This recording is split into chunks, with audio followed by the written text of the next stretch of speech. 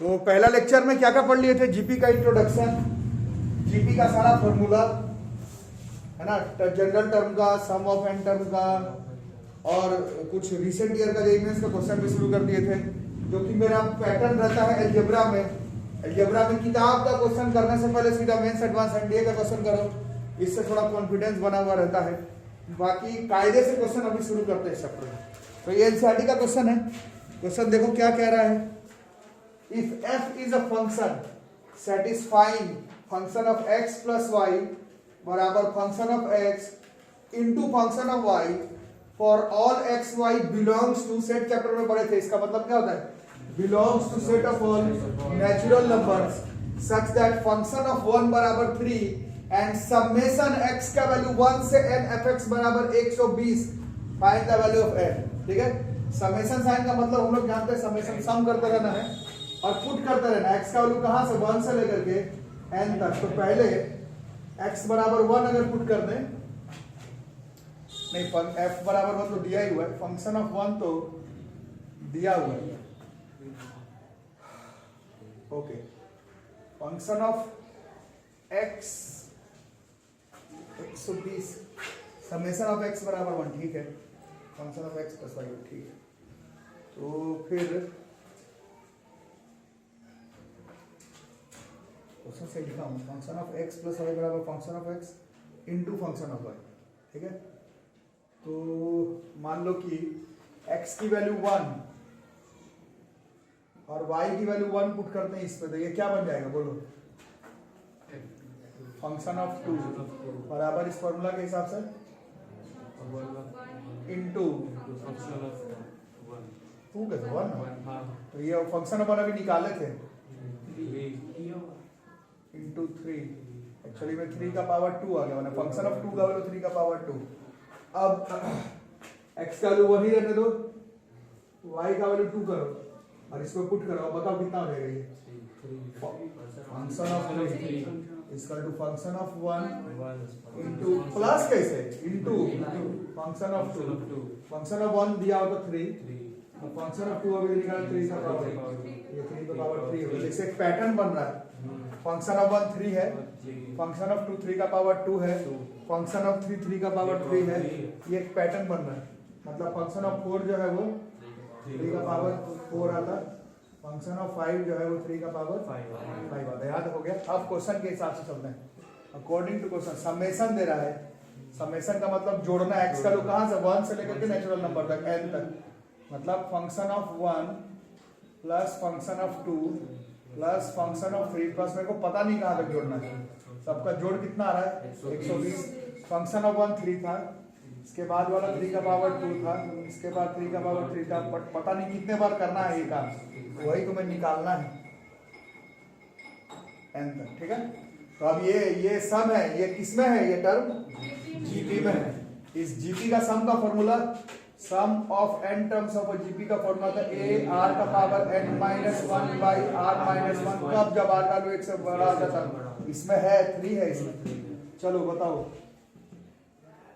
a कितना है इसका? 3, कॉमन रेशियो भी 3 है, पावर n यही निकालना है, माइनस 1 बाई 3 माइनस 1 2, इसका जोड़ दे रहा है 120, ये कट जाता 40 बार में। 3 का पावर n माइनस 1 बराबर 80, 3 का पावर n बराबर 81, 3 का पावर कौन से पे होता है? 3 का पावर 4 होता है। बाई कंपेयरिंग n की value 4 and the value of n is 4। ये एनसीईआरटी का क्वेश्चन है, स्कूल एग्जाम और एनडीए लेवल का क्वेश्चन है, ठीक है। इसको ध्यान से बना लो फटाफट। इसको बनाओ बच्चों, सॉल्व करना, देखने में आसान लग रहा होगा बट है नहीं। 1/2 plus 1/3 square plus 1/2 cube plus 1/3 की पावर 4 प्लस 1/2 की पावर 5 प्लस 1/3 की power 6 plus dot dot dot infinity, इसको जोड़ना है, ठीक है। एक चीज तो 2-3 चीज हिंट तो आप लोग में से ज्यादातर लोग अबव एवरेज लग रहे हैं। इंफिनिटी तक तो एक ही तरीके से बन सकता है, इनफाइनाइट जीपी से, है ना। और उस दिन बताया था फॉर्मूला तो आप लोगों को याद ही होगा, बाकी इसका काम मैं बताया था मैथ्स से ज्यादा फिजिक्स केमिस्ट्री में लगता है।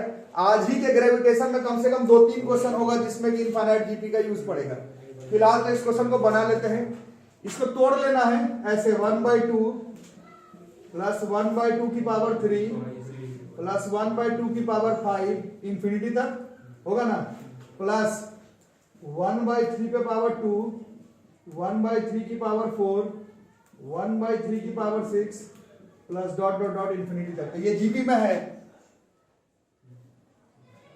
इनफाइनाइट जीबी में है। इस जीबी का ये कितना है, कॉमन रेशियो 1/4 जो कि 1 से छोटा है और टोटल टर्म इंफिनिटी तक है। यहीं पर लगता है formula, sum of infinite terms of GP a/1 minus r। Class में अगर कुछ लोग ऐसे हैं जिनका मैथ्स मेन पेपर नहीं है, फिजिक्स मेन पेपर है, तो बहुत सारा फिजिक्स का question sum of infinite terms of GP से बनता है। और उस दिन मैं एक बड़ा आपको काम का बात बताया था, अभी तक हमें मालूम नहीं था, इसीलिए मैं forces laws of motion work एनी पावर में इसका जहां पे काम पड़ा था उसका यूज ही नहीं किया था। आज सीख गए, आज के बाद अब काम पड़ेगा तुमको, है ना। वो टीचर के ऊपर होता कैसा क्वेश्चन बता, मैं जानबूझ के नहीं बताया था क्योंकि तुमको ये sum of infinite terms of GP मालूम ही नहीं था। अब मालूम है तो इसका क्वेश्चन आएगा, ठीक है। खैर इसका ए कितना हो गया और कॉमन रेशियो 1/2 में से 1/4 गया, तो उसके बाद 2 से 2 कट के ये ऊपर आ जाएगा ना एक्चुअली, ये 2/3 हो गया। वैसे ये भी इनफाइनाइट जीपी ही है। इसका ये कितना है 9 बोलो ना, दिक्कत है। कॉमन रेशियो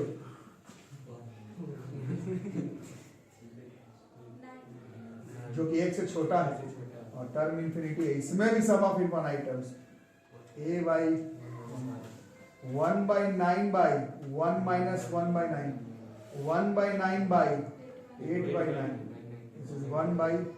और ये दोनों को जोड़ना था, जोड़ था ना, दोनों को जुड़ा ही था, दोनों को जोड़ देते हैं। एलसीएम 3 8 का 24 होता लगता है, तो 3 8 2 8 16 8 3 3 दिस इज 19/24। स्टैंडर्ड क्वेश्चन है इस चैप्टर का और ध्यान से बनाना है और फॉर्मूला थोड़ा सा ठीक से याद भी करना है। तो ये आया हुआ क्वेश्चन है, ये तो शायद बना लोगे। Fifth term of a GP stool, एक जीपी है उसका 5वां टर्म दिया हुआ है 2, product of its 9 terms, 9 term को गुना करके कितना आएगा वो बताना है। 5वां टर्म दिया हुआ है, प्रोडक्ट ऑफ इट्स 9 टर्म्स बनाना होगी। तुम अभी फेयर कॉपी नहीं बनाए,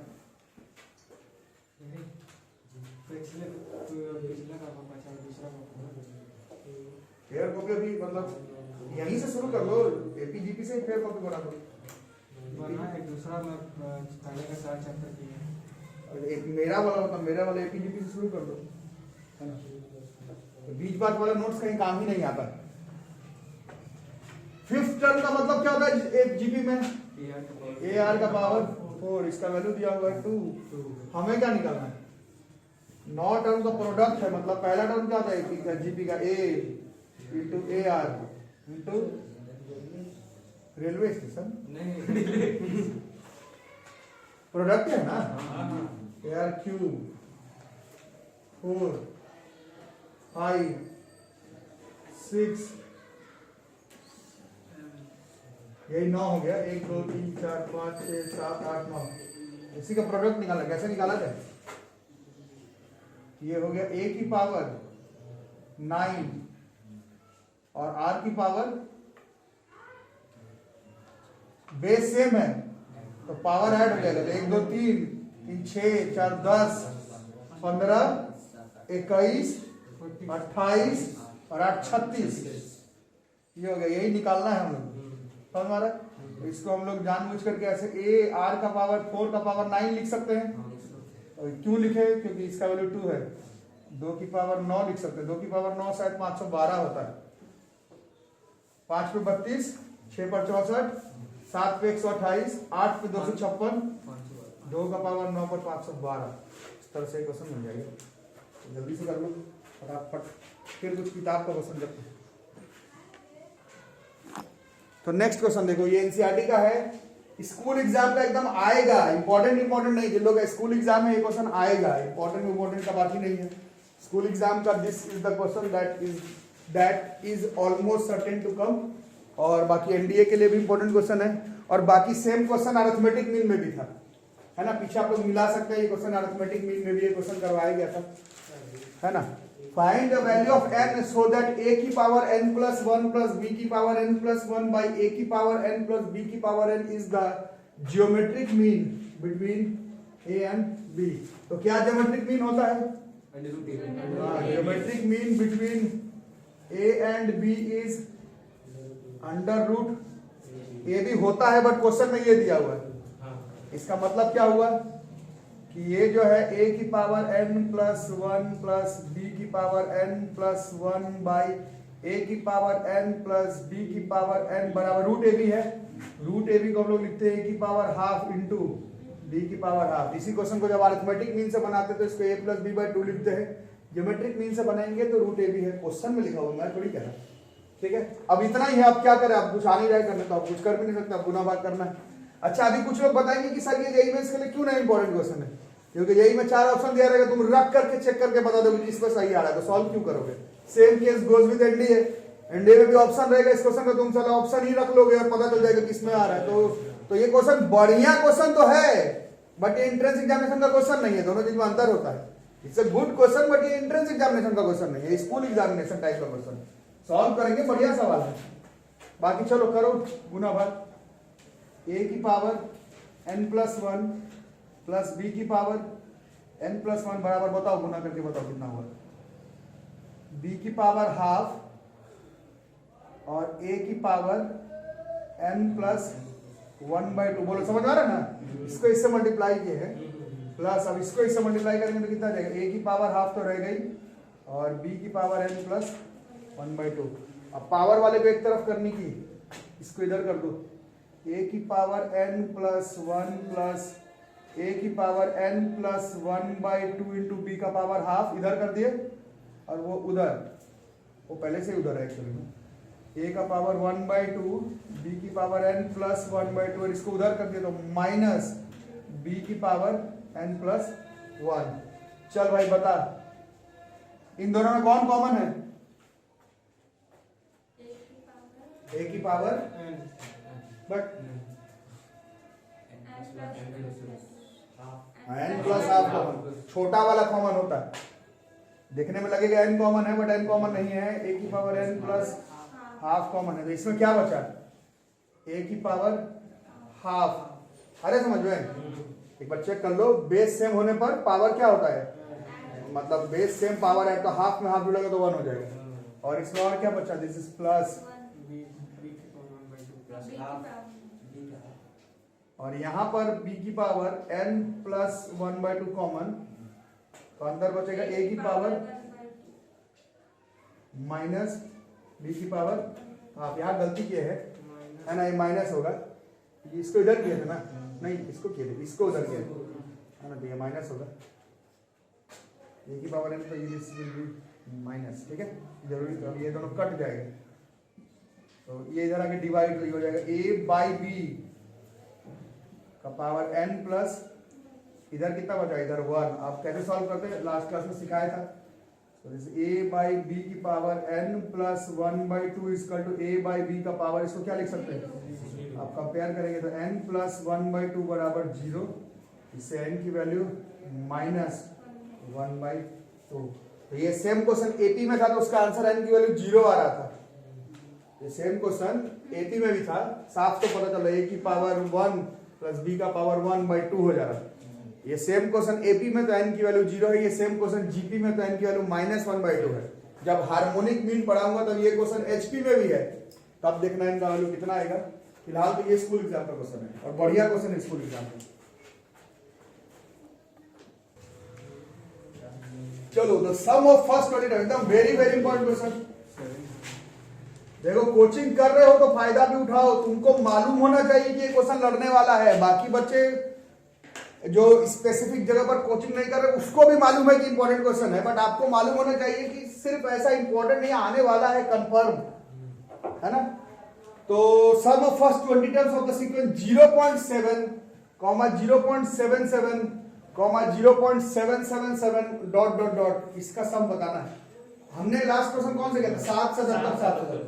उससे थोड़ा टफ है क्योंकि ये पॉइंट में है और जीपी में आप लोग देख रहे हैं कि फॉर्मूला भी अलग अलग होता है। तो पहले इसको सेटअप कर लेते हैं। इसको पहले 7/10 लिखेंगे प्लस इसको 77/100 लिखेंगे। इसको 777/1000 लिखेंगे। आ रहा है समझ? इसमें तुम बताइए, इसमें पहले 7 कॉमन लेते हैं तो ये आ जाएगा 1/10 प्लस 11/100 प्लस 111/1000। लास्ट क्लास में पता होगा कि इससे कुछ नहीं होगा, इसमें जीपीयू पे किसी में नहीं आएगा। इसमें बाई 9 कॉमन लिया जाता है, कंपलसरी है। उस दिन कोई पूछा था कैसे पता चलेगा? अरे मैथ से पता क्या चलेगा, प्रैक्टिस से होता है। कितना हो जाएगा? अब ये 9/10 99/100 999/1000। ये अभी भी किसी में नहीं है बट अब हो जाएगा। इसको थोड़ा चालाकी से 1 - 1/10 लिख सकते हैं। इसको 1 - 1/100 लिख सकते हैं। इसको 1 - 1/1000 लिख सकते हैं। लिख सकते नहीं है, नहीं लिखने पर नहीं बनेगा, ऐसे ही करना पड़ेगा। अब बताओ, आपकी बारी आ गई। अब ये 1 1 1 1 1 कितने बार? इंफिनिटी नहीं है, ये क्वेश्चन में 20 बार है। परसों वाला भी इंफिनिटी नहीं था, पर लास्ट क्वेश्चन में n बार था। n बार था। कितने बार? 20 बार। बहुत अच्छी बात। इसमें भी 20 बार है तो 20 बार ही लेके चलेंगे, ज्यादा हाथ पर नहीं चलाएंगे। तो एक जो है वो 20 बार आ रहा था। कितना आ जाएगा? जोड़ है वैसे 20 आ गया। अब इसको थोड़ा संभाल करके करना पड़ेगा। ब्रैकेट चेंज कर देते हैं। मैं 9th क्लास से बता रहा हूँ, एक तरह का ब्रैकेट मत दिया करो। ये कितना कितना आ रहा है? 1/10 प्लस 1/100 प्लस 1/1000, ऐसा 20 बार होने वाला है। और इसको थोड़ा सेटअप करके निकालेंगे। वीडियो में देख लो कहाँ लगा है। हाँ ठीक है, चलो तुम लोग इसके आगे सॉल्व तो करो। इसके आगे अब बताओ क्या किया जाए। अब जीपी का उपाय लगाना पड़ेगा। इसको यहाँ पर इक्वेशन 1 मान के छोड़ देते हैं। अब थोड़ा इसको अलग से सॉल्व कर लेते हैं। इसको सॉल्व करने बैठे, इसको अगर सॉल्व करना है केवल, तो ये तो जीपी में है। ये जीपी का ए कितना है? कॉमन रेशियो कितना है? और टोटल टर्म कितना है? 20। इसका सम ऑफ एन टर्म का क्या फॉर्मूला था? a इंटू 1 - 1 माइनस ए का आर। अब ये कितने बार लोगे? 1 माइनस आर। कॉपी के पीछे देखने वाला चैप्टर नहीं है ये 1 माइनस आर। कॉपी के पीछे देखने वाला चैप्टर ट्रिग्नोमेट्री है, उसमें 100 से ऊपर फॉर्मूला है। वहां कॉपी इसमें क्या 2 फॉर्मूला है, ये क्या पीछे देखोगे, है ना? ट्रिगो में 100 से ज्यादा है तो वहां देखना पड़ता है। यहाँ क्या देखना? ए का वैल्यू रखना है 1/10 1 माइनस 1/10 का पावर 20 बाई 1 माइनस 1/10। यहाँ साइड में चल रहा है, 20 टर्म के लिए निकाल रहे थे ना। आप बताओ, तुम ही लोग बताओ। 1/10 1 माइनस 1/10 की पावर 20 बाई नीचे 9/10। इसको ऊपर करो। 1/9 हुआ ना ये? 1/9 ना हो? 1/9 और ऊपर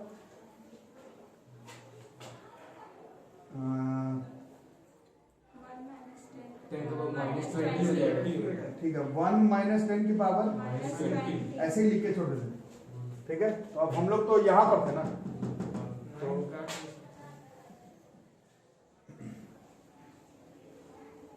9 किससे काटोगे? 10 to power 20 minus 1 is equal to 9999 बार। नहीं बस वैसे करोगे। 20 माइनस, इसका उपाय कर रहे थे।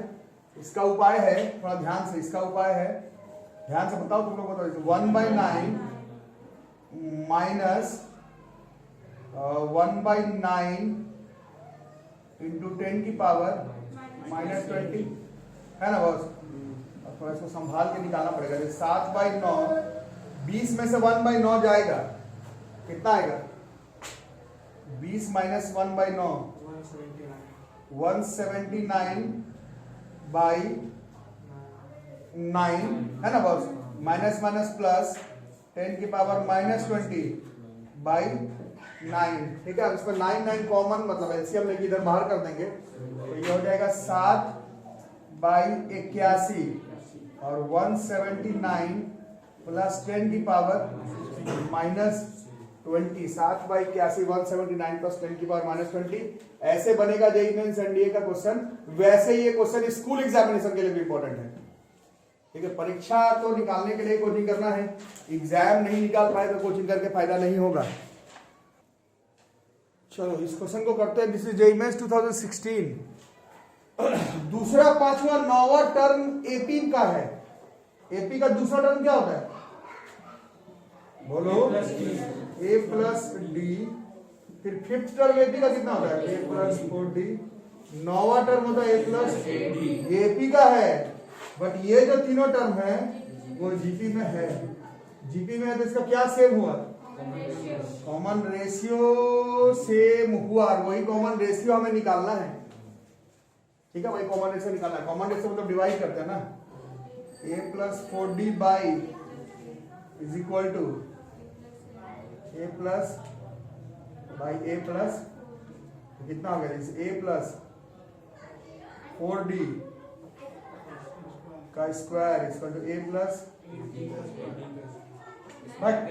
कुछ भी सूखा नशा कर। हाँ, ए प्लस 4D का स्क्वायर ए स्क्वायर 16D स्क्वायर प्लस 8 आगे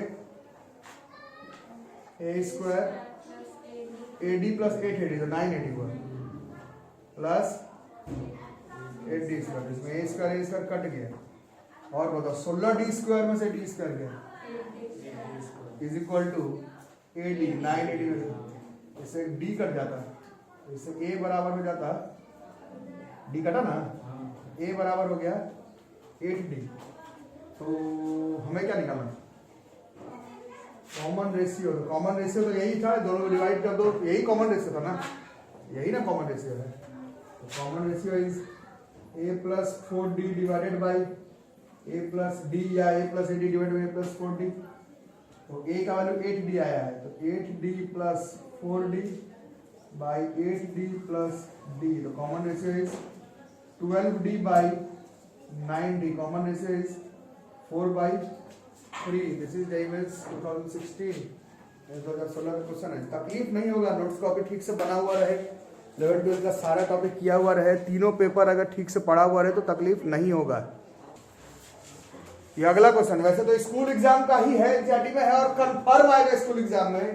पहला टर्म दिया हुआ जीपी का ए और nth टर्म जीपी का दिया हुआ है B, and P is the product of nth term. Then P square का वैल्यू कितना है? बोलोगे ऑप्शन में सर दिया हुआ स्कूल का कैसे? अरे स्कूल में ये क्वेश्चन एनसीईआरटी के बुक में question prove that P square बराबर जो आंसर है वो दिया हुआ है, बट मैं आपका जो ऑप्शन दे रहा हूं इसको पढ़ करके करो। ये आप लोगों का होमवर्क रहेगा, इस क्वेश्चन को ट्राई करके देखो। अगले क्लास में हम लोग ट्राई करते हैं एजीपी पर चलने का या फिर एचपी पर चलेंगे अगले क्लास में। मिलता है अगले क्लास में, तब तक के लिए थैंक यू।